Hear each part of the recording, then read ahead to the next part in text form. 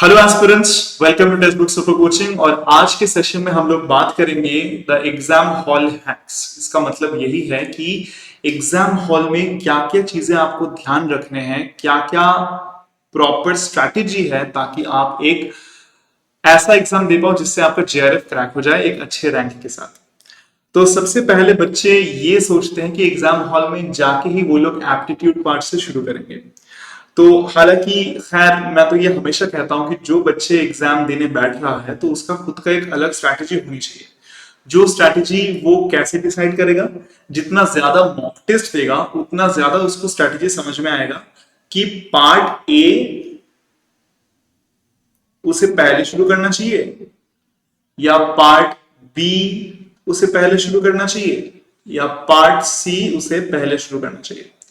अगर तुम मुझसे पूछो तो मैं कहूंगा कि जनरल एप्टीट्यूड ऐसा नहीं है कि अगर तुम घर पे बहुत प्रैक्टिस कर रहे हो तो तुम जनरल एप्टीट्यूड बहुत स्ट्रांग हो सकता है। Otherwise general aptitude I don't see it's much stronger question for usually physics students. मैंने देखा है मेजोरिटी में जितने भी स्टूडेंट्स है वो 20 क्वेश्चन रहता है, यहाँ पे भी तुम्हारा 25 क्वेश्चन रहता है, यहाँ पे 30 क्वेश्चन रहता है।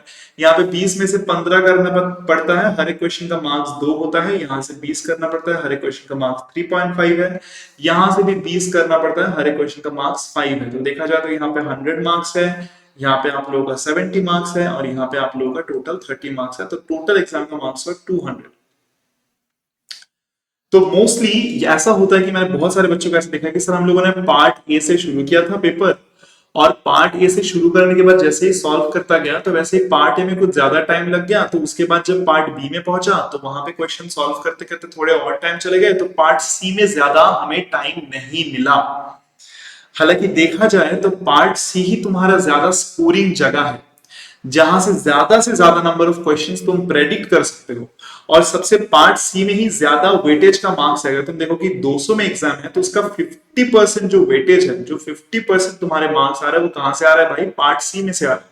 और इसी जगह पर तुम सबसे कम टाइम देने के लिए सोच रहे हो कि जब तुम जा रहे हो तुम्हारा एकदम ठंडा दिमाग है, आराम से तुम एकदम एग्जाम हॉल में जाके बैठे हो, तुम्हारे मन में कोई उल्टा सीधा टेंशन नहीं है कि एग्जाम क्रैक होगा क्रैक नहीं होगा, ये सब एकदम दिमाग से हटा दो।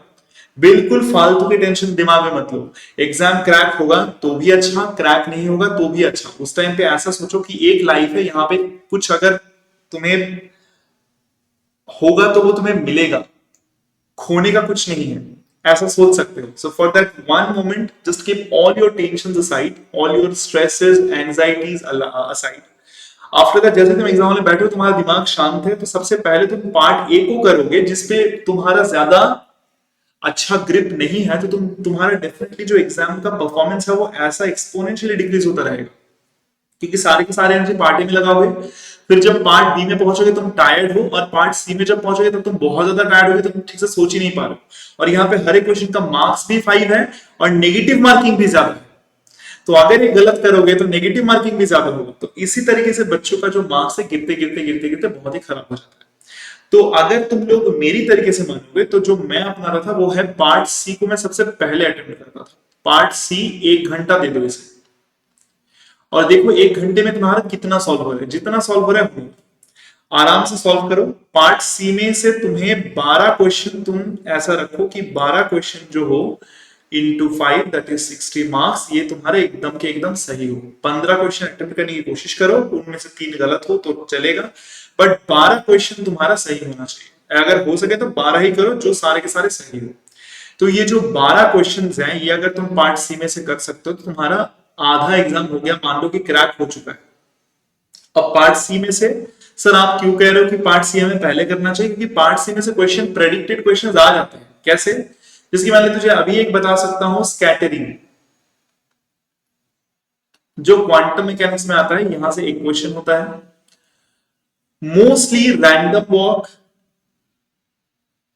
नहीं तो आइजिंग मॉडल, जो तुम्हारे स्टैटिस्टिकल मैकेनिक्स में होता है। यहां से एक क्वेश्चन आता है। नंबर 3 ईएमटी से क्वेश्चन आता है। ईएमटी मतलब जो वेव गाइड वाला पोर्शन है, आइदर वेव गाइड से आएगा, नहीं तो तेरा मान ले रिलेटिविस्टिक इलेक्ट्रोडायनेमिक्स, नहीं तो तुम्हारे ईएम वेव्स, जो तुम्हारा conducting medium dielectric medium EM waves. तो यहां से भी एक क्वेश्चन प्रेडिक्टेड है। नंबर 4 हम लोग अगर बात करें तो डेफिनेटली सुपर कंडक्टिविटी, डक्टिविटी, हॉल इफेक्ट बहुत ज्यादा इंपॉर्टेंट है इस बार के एग्जाम के लिए। यहां से एक प्रेडिक्टेड क्वेश्चन तो मिल जाएगा, नहीं तो बैंड थ्योरी, क्या क्या लिखूं क्या क्या छोड़ूं, यहां से एक क्वेश्चन तुम्हें मिल जाएगा। तो डेफिनेटली पार्ट 3 में, तो पार्ट सी में सबसे बढ़िया ये चीज है कि पार्ट सी में 3 सब्जेक्ट है, एटॉमिक एंड मॉलिक्यूलर फिजिक्स, जहां पे यूजुअली 3 क्वेश्चन आता है। अभी फिलहाल ये पैटर्न इतना फॉलो नहीं होता, बट पहले अगर मैं सीएसआर के जमाने की बात करूं, जब सीएसआर पेपर सेट करते थे, तो वो हमेशा एटॉमिक एंड मॉलिक्यूलर फिजिक्स से 3 क्वेश्चन, फिर कंडेंस मैटर फिजिक्स से 3 क्वेश्चन और न्यूक्लियर फिजिक्स से 3 क्वेश्चन देते थे। तो इन 3 क्वेश्चन में तो ये सब्जेक्ट बहुत ही ज्यादा आसान है। कोई बच्चा मॉलिक्यूलर फिजिक्स पढ़ ले तो उसे एटॉमिक एंड मॉलिक्यूलर फिजिक्स के सारे क्वेश्चंस आ जाएंगे। एलिस कपलिंग है, जेजे कपलिंग है, एनोमलस ज़ीमैन इफेक्ट, नॉर्मलस ज़ीमैन इफेक्ट, गुन्स रूल, ये सारे एटॉमिक स्पेक्ट्रा का काम है। उसके बाद तेरा है स्टार्क इफेक्ट, उसके बाद तुम्हारा है हाइपरफाइन स्पेक्ट्रा, उसके बाद तुम्हारा पार्शियल बैक इफेक्ट। जो क्वेश्चन आएगा इसके बीच में से आएगा। मॉलिक्यूलर स्पेक्ट्रम में रैमन इफेक्ट हो गया, rotational spectroscopy, vibrational spectroscopy, laser, इसके अलावा कहां से क्वेश्चन आएगा बता। तो अगर ये 3 क्वेश्चन तो 15 मार्क्स तो तेरे ऐसे ही आ गए। बाकी तुम्हारे क्वेश्चन यहां से प्रेडिक्ट क्वेश्चन आ जाएंगे। तो डेफिनेटली अगर देखा जाए तो पार्ट सी हमारा सबसे जाना पहचाना जगह है जहां पे हम मार्क्स स्कोर कर सकते हैं। और अच्छी बात ये भी है क्योंकि वहां पे मार्क्स के वेटेज ज्यादा है और ज्यादा से ज्यादा अमाउंट ऑफ क्वेश्चंस वहां से आ रहे हैं, और तुम्हारे जानी पहचानी सी जगह है कि यहां से ये क्वेश्चन आ सकता है, पार्ट सी में आएगा अगर आएगा तो दैट्स व्हाई मैं कह रहा हूं कि पार्ट सी में से कोशिश करो 12 क्वेश्चन तुम कर लो और तुम्हारा 60 मार्क्स वहां से आ जाएगा। जैसे तुम्हारा 1 घंटा हो गया, एक टाइम तुम ज्यादा मत दो, 1 घंटे के बाद पार्ट सी छोड़ दो। अगर हो सके थोड़ा सा रिवीजन कर लेना पार्ट सी का कि जो कर रहा है वो सही है। जो क्वेश्चन करो, एक चीज तो मैं हमेशा बोलूंगा, जब क्वेश्चन सॉल्व करो ठंडे दिमाग से सॉल्व करो। इसलिए कह रहा हूं पहले पार्ट सी को अटेम्प्ट करो, क्योंकि पार्ट सी को पहले अटेम्प्ट करोगे दिमाग शांत रहेगा तो सिली मिस्टेक के चांसेस कम होंगे। और भाई यहाँ पे सिली मिस्टेक तुम अफोर्ड नहीं कर सकते, क्योंकि यहाँ पे 5 मार्क्स से क्वेश्चन है, तो 1/3 अगर सिली मिस्टेक होता तो 5/3 का सिली मिस्टेक होगा भाई, नेगेटिव ऑफ। तो यहाँ पे अगर सिली मिस्टेक हुआ ना और उसको रिवीजन करने में टाइम जाएगा, एक बार तुमने सॉल्व किया फिर से उस सॉल्यूशन को रिवीजन किया कि सही है या गलत, उसे बहुत टाइम जाता है। तो इसलिए पार्ट सी को पहले करो, ठंडा दिमाग रहेगा, सिली मिस्टेक बिल्कुल अवॉइड करो। तो पार्ट सी खत्म हो गया। अब जैसे पार्ट सी हो गया, तेरा दिमाग वार्म अप हो गया है। जैसे हम लोग जिम से पहले वार्म अप करते हैं, वैसे तुम्हारा पार्ट सी हो गया तो दिमाग वार्म अप हो गया है, मेन काम उतर गया है, तुम्हारा टेंशन फ्री है, टेंशन काफी कम हो गया है, क्योंकि 12 क्वेश्चन ऑलरेडी सॉल्व कर लिया तूने और तेरा उस टाइम पे ऐसा कॉन्फिडेंस होना चाहिए कि 60 मार्क्स ऑलरेडी पॉकेट में है। अब तुम जा रहे हो पार्ट बी में। पार्ट बी कंपैरेटिवली आसान होता है, तो यहां पे स्पीड ज्यादा होनी चाहिए। जैसे ही पार्ट बी में आ गए तो तुम कोशिश करो यहां से भी 12 क्वेश्चन सॉल्व कर लो, या 12 नहीं तो 15 क्वेश्चन एटलीस्ट तुम सॉल्व कर लो। यहां से 12 to 15 क्वेश्चन यहां पे कोशिश करो, मल्टीप्लाइड बाय 3.5, 12 to 15 क्वेश्चन तुम कोशिश करो यहां से सॉल्व कर लो। तो जैसे तुम पार्ट बी में करोगे, पार्ट बी में is comparatively easier than part C देखा जाए तो। कुछ कुछ क्वेश्चंस होते हैं वो टफ है, आते हैं, टफ आते हैं, बट मैं अगेन बच्चों को कहूंगा कि choice of question is also a part of examination. सारे क्वेश्चन नहीं करने होते हैं भाई, तुझे ऑप्शंस ऐसे थोड़ी दिए जा रहे हैं। तुझे ऑप्शन जैसे 25 क्वेश्चन में से तेरे को 20 करने हैं ना, 30 में से तेरे को 20 करने हैं ना, तेरे को ऑप्शंस दिए जा रहे हैं, तो कौन से क्वेश्चंस चूज कर रहा है सॉल्व करने के लिए, वो भी एक एग्जामिनेशन का पार्ट है। गधों के जैसे टफ क्वेश्चन चूज करके बैठ मत जाना, क्योंकि वो क्वेश्चन इंडिया के आधे से ज्यादा लड़के कर नहीं रहे। हालांकि एक इजी क्वेश्चन छूट जाएगा तेरे से टफ क्वेश्चन करने के चक्कर में। कुछ बच्चों को मैंने देखा है कि जो बच्चे मान ले कि एंगुलर मोमेंटम करके गया है, वहां पे एंगुलर मोमेंटम में स्टर्न गैला के ऐसा ही क्वेश्चन दे दिया जो उस टाइम उससे बन नहीं पा रहा है, बट वो सोच रहा है कि सर मेरा तो एंगुलर मोमेंटम है, मैं हीरो था क्लास में, मैं तो सारे के सारे क्वेश्चन सॉल्व कर सकता, तो यहाँ पे ये बन क्यों नहीं रहा है मेरे से। तो इस चक्कर में बहुत टाइम, 15 मिनट 10 मिनट चला जा रहा है उसका, तो ऐसे टाइम गवाओ मत। तो कोशिश करो जो क्वेश्चन बन रहा है ठीक है, वरना नेक्स्ट क्वेश्चन में चले जाओ। तो पार्ट बी तुम्हारा हो गया, 1 घंटा दो पार्ट बी में। जैसे पार्ट बी में तुम्हारा 1 घंटा चला गया, अभी तुम्हारे पास 1 घंटे है, उस 1 घंटे में तुम आधा घंटा दो पार्ट ए में। जितना क्वेश्चन हो रहा है ठीक है, अगर उससे ज्यादा हो रहा है तो ठीक है, 45 मिनट्स तुम दे सकते हो, 45 मिनट्स देके तुम पार्ट ए करो ना, क्या दिक्कत है। बट हाँ, मेक श्योर कि तुम्हारे 10 क्वेश्चन सही आ रहे हैं। तो 10x2 अगर पार्ट ए की बात करूं, पार्ट ए की अगर बात करूं, तेरा 10 क्वेश्चन सही आ रहा है, तो फिर ठीक है, यहां से 20 मार्क्स आ रहे थे। नाउ पार्ट ए में तो मैं यूजुअली कहूंगा 30 मार्क्स, 30 मिनट्स दो, 30 मिनट में जितना हो रहा है सॉल्व करो। आधे से ज्यादा लड़के जनरल एप्टीट्यूड के लेवल से नहीं पढ़ते हैं, हमने देखा ये चीज। अगर पढ़ रहे हो तो बहुत अच्छी बात है, तुम्हारा प्रिपरेशन अच्छा चल रहा है। बट अगर तुम नहीं पढ़ रहे हो तो 30 मिनट्स दो, बाकी जो 30 मिनट्स है वो तुम पार्ट सी में फिर से आ जाओ। पार्ट सी में देखो कुछ एक्स्ट्रा क्वेश्चन सॉल्व कर पा रहे हो कि नहीं, या पार्ट बी में देखो कुछ एक्स्ट्रा क्वेश्चन सॉल्व कर पा रहे हो कि नहीं। तो मोस्टली ये स्ट्रैटेजी फॉलो करोगे तो डेफिनेटली आई थिंक एक बच्चे को दिक्कत नहीं होना चाहिए, क्योंकि ये बहुत ही एक साइकोलॉजिकली करेक्ट तरीका है एग्जाम को अप्रोच करने का। क्योंकि टफ चीजें हैं तो ठंडे दिमाग से टफ चीजें पहले करनी चाहिए, तो पार्ट सी पहले करो, फिर पार्ट बी करो, क्योंकि ये सारे तुम्हारे नोन क्वेश्चंस हैं। Part a general aptitude is the most unknown question, क्या क्वेश्चन आएगा कहां से आएगा नहीं पता, तो एग्जाम हॉल में जाके उसे अटैक करने का, पार्टी से शुरू करने का कोई मतलब नहीं बनता। बट मैं फिर कहूंगा हर एक स्टूडेंट के अपने अपने स्ट्रैटेजी होते हैं, अपने अपने अप्रोच के तरीके होते हैं, और वो तरीका वो कैसे एक्सप्लोर करता है, by giving mock test.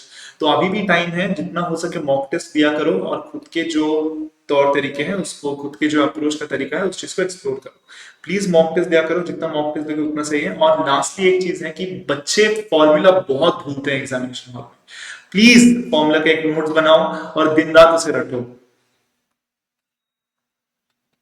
Formula का एक नोट्स बनाओ, एक कॉपी में एक वाइट पेपर हो, उसमें सारे सारे फॉर्मूलाज लिखो और उसे रटो। इंटीग्रेशन लिखो, उसे रटो। जैसे एक इंटीग्रेशन होता है तेरा e to the power of minus a x square plus b x plus c, ये जो इंटीग्रेशन होता है dx from minus infinity to plus infinity, ऐसे बहुत सारे इंटीग्रेशंस है भाई। इस इंटीग्रेशन पता नहीं कितनी बार स्टैटिस्टिकल मैकेनिक्स में आता है, क्वांटम मैकेनिक्स में आता है, b0 c0 ऐसे करके आता है।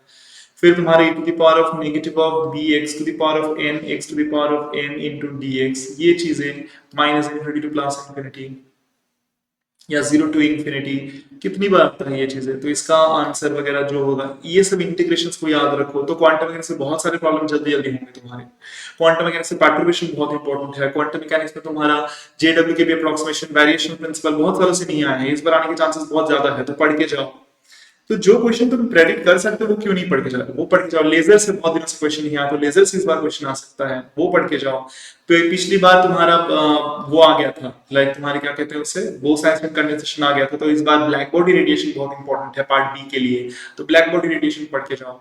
बस इसके बाहर कहां से क्वेश्चन देगा है, तुझे खुद भी पता है क्वेश्चन कहां से आ रहा है। तो प्रोक्रास्टिनेट मत करो, जल्द से जल्द उस चीज को पढ़ो, उसका फॉर्मूला डिवीजन करो, बस डन, तुम्हारा एग्जाम अच्छा जाएगा।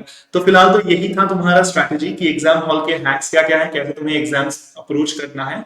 अगर तुम्हारे भी कुछ डाउट्स है इसके अलावा भी, तो तुम डेफिनेटली कमेंट सेक्शन में लिख के बता सकते हो, हम उसे करस्पॉन्डिंगली आंसर कर देंगे। ठीक है, चलो thank you very much, tata bye bye, मिलते हैं नेक्स्ट सेशन में।